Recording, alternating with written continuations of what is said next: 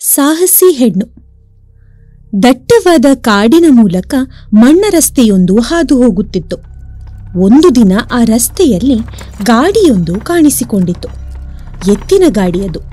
ಮುದುಕನೊಬ್ಬ ಅದನ್ನು ಹೊಡೆಯುತ್ತಿದ್ದ. ಹದಿಹರೆಯದ ಚೆಲುವೆಯೊಬ್ಬಳು ಗಾಡಿಯೊಳಗೆ ಕೂತಿದ್ದಳು. ಇತ್ತೀಚೆಗೆ ಅವಳ ಮದುವೆ ನಡೆದಿತ್ತು. ಇಂದು ಮೊದಲ ಬಾರಿಗೆ ಅವಳು ಗಂಡನ ಮನೆಗೆ ಹೋಗುತ್ತಿದ್ದಳು. ಹಾಗಾಗಿಯೇ ಅವಳು ಪಟ್ಟೆ ಸೀರೆ ಉಟ್ಟಿದ್ದಳು. ಬಂಗಾರದ ಒಡವೆಗಳನ್ನು ತೊಟ್ಟಿದ್ದಳು. ಮಲ್ಲಿಗೆಯ ಮಾಲೆ ಮುಡಿದಿದ್ದಳು. ಅಂದವಾಗಿ ತನ್ನನ್ನು ಅಲಂಕರಿಸಿಕೊಂಡಿದ್ದಳು. ಅವಳ ಮಾವನೇ ಗಾಡಿ ಹೊಡೆಯುತ್ತಿದ್ದ. ಗಾಡಿ ವೇಗವಾಗಿ ಸಾಗುತ್ತಿತ್ತು. ಅದು ಹಾಗೆ ಸಾಗಲೇಬೇಕಾದ ಅಗತ್ಯವೂ ಇತ್ತು. ಏಕೆ ಗೊತ್ತೇ? ಆ ಕಾಡು ನೂರಾರು ಡಕಾಯತರ ಆಶ್ರಯ ಸ್ಥಾನವಾಗಿತ್ತು. ಅವರು ಯಾವಾಗ ಕಾಣಿಸಿಕೊಳ್ಳುತ್ತಾರೆ, ಏನು ಮಾಡುತ್ತಾರೆ, ಹೇಗೆ ಕಣ್ಮರೆಯಾಗುತ್ತಾರೆ, ಇದನ್ನು ಊಹಿಸುವುದು ಯಾರಿಗೂ ಸಾಧ್ಯವಿರಲಿಲ್ಲ. ಕತ್ತಲಾಗುವ ಮೊದಲು ಗಾಡಿ ಊರು ಸೇರಲೇಬೇಕಿತ್ತು. ದಟ್ಟವಾದ ಕಾಡಿನ ಭಾಗದಲ್ಲಿ ಗಾಡಿ ಸಾಗಿತ್ತು. ಹಕ್ಕಿಗಳು ಚಿಲಿಪಿಲಿಗುಟ್ಟುತ್ತಿದ್ದವು. ಆಗೊಮ್ಮೆ ಈಗೊಮ್ಮೆ ಮೃಗಗಳ ಕೂಗು ಕೇಳಿಬರುತ್ತಿತ್ತು. ಉಳಿದಂತೆ ಕಾಡೆಲ್ಲ ನಿಶ್ಶಬ್ದವಾಗಿತ್ತು.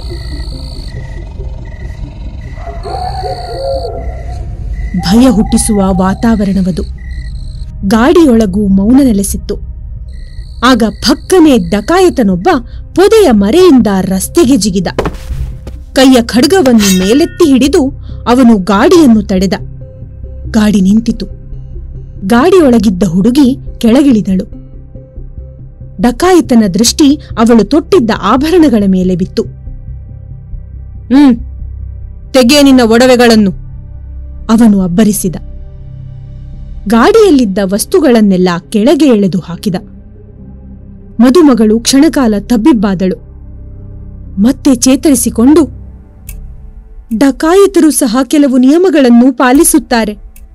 ಹೆಂಗಸರನ್ನು, ಎಳೆಯ ಮಕ್ಕಳನ್ನು ಎಂದಿಗೂ ಅವರು ಪೀಡಿಸುವುದಿಲ್ಲ. ನಾನಂತೂ ಮದುಮಗಳು, ಗಂಡನ ಮನೆಗೆ ಮೊದಲ ಬಾರಿಗೆ ಹೋಗುತ್ತಿದ್ದೇನೆ. ನನಗೆ ನೀನೇನೂ ಮಾಡಲಾರೆ ಎನ್ನುವ ವಿಶ್ವಾಸ ನನ್ನದು, ಅವಳು ಹೇಳಿದಳು. ನೀನು ಹೇಳಿದ ಯಾವ ನಿಯಮವೂ ನನಗಿಲ್ಲ. ನನ್ನ ಮಗಳಿಗೂ ಬಂಗಾರದ ಒಡವೆಗಳು, ಪಟ್ಟೆ ಪೀತಾಂಬರಗಳು ಬೇಕಾಗಿವೆ. ದರೋಡೆ ಮಾಡಿಯೇ ನಾನು ಅವುಗಳನ್ನು ಸಂಪಾದಿಸಬೇಕು. ಹಾಗಾಗಿ ಕೈಗೆ ಸಿಕ್ಕಿದ ಯಾರನ್ನೂ ನಾನು ಬಿಡುವುದಿಲ್ಲ. ನಿನ್ನ ಒಡವೆಗಳನ್ನು ಬೇಗ ತೆಗೆದುಕೊಡು, ಅವನು ಮತ್ತೆ ಅಬ್ಬರಿಸಿದ. ಮುದುಕನಲ್ಲಿದ್ದ ಹಣವನ್ನು, ಮುಂಡಾಸನ್ನು ಅವನು ಸೆಳೆದುಕೊಂಡ. ಬಳಿಕ ಕುಕ್ಕುರುಗಾಲಲ್ಲಿ ಕುಳಿತ. ಅಲ್ಲಿ ಚದರಿ ಬಿದ್ದಿದ್ದ ವಸ್ತುಗಳನ್ನು ಅವನು ಒಟ್ಟು ಮಾಡತೊಡಗಿದ. ಮದುಮಗಳು ಕ್ಷಣಕಾಲ ಯೋಚಿಸಿದಳು. ಥಟ್ಟನೆ ಅವಳು ಎಚ್ಚೆತ್ತುಕೊಂಡಳು. ಡಕಾಯಿತನ ಕತ್ತು ಹಿಡಿದು ಬಲವಾಗಿ ತಳ್ಳಿಬಿಟ್ಟಳು. ಮುಗ್ಗುರಿಸಿ ಬಿದ್ದಂತೆ ಅವನು ಬಿದ್ದುಬಿಟ್ಟ. ಮಿಂಚಿನ ವೇಗದಲ್ಲಿ ಅವಳು ಅಲ್ಲಿದ್ದ ಖಡ್ಗವನ್ನು ಕೈಗೆತ್ತಿಕೊಂಡಳು. ಅವನತ್ತ ಅದನ್ನು ಬೀಸಿದಳು. ಏಳುತ್ತಿದ್ದ ಡಕಾಯಿತನಿಗೆ ಬಲವಾದ ಏಟು ಬಿತ್ತು. ಅವನು ಅಲ್ಲೇ ಕುಸಿದು ಬಿದ್ದುಬಿಟ್ಟ. ಬಿದ್ದಲಿಗೆ ಮತ್ತೆರಡು ಏಟು ಬಿದ್ದಾಗ ಅವನು ನಿಶ್ಚಲನಾದ. ಆದರೆ ಅವನ ಜೀವ ಹೋಗಿರಲಿಲ್ಲ.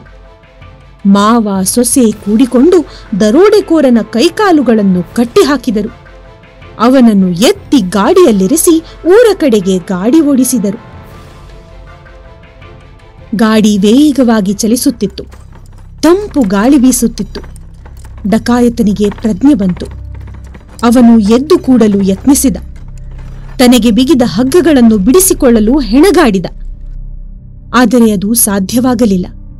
ಕೊನೆಗೆ ಅವನು ನಿರಾಶನಾದ. ಹೆಣದಂತೆ ನಿಶ್ಚಲನಾಗಿ ಬಿದ್ದುಕೊಂಡ. ಗಾಡಿ ಓಡುತ್ತಲೇ ಇತ್ತು. ಅಂತೂ ಹೊತ್ತು ಕಂತುವ ಮೊದಲೇ ಅವರು ಊರು ಸೇರಿದರು. ಡಕಾಯಿತನನ್ನು ಪೊಲೀಸರಿಗೆ ಒಪ್ಪಿಸಿದರು. ವಾರ್ತೆ ಊರಲ್ಲೆಲ್ಲ ಹರಡಿತು. ಮದುಮಗಳ ಧೈರ್ಯ ಸಾಹಸಗಳನ್ನು ಜನ ಮೆಚ್ಚಿ ಕೊಂಡಾಡಿದರು. ಆಕೆಯನ್ನು ಸನ್ಮಾನಿಸಿ ಗೌರವಿಸಿದರು. ಸಂಕಟದಲ್ಲೂ ಸಾಹಸ ಮೆರೆದ ಹೆಣ್ಣು ಡಕಾಯಿತನಿಗೂ ಪಾಠ ಕಲಿಸಿದ್ದಳು.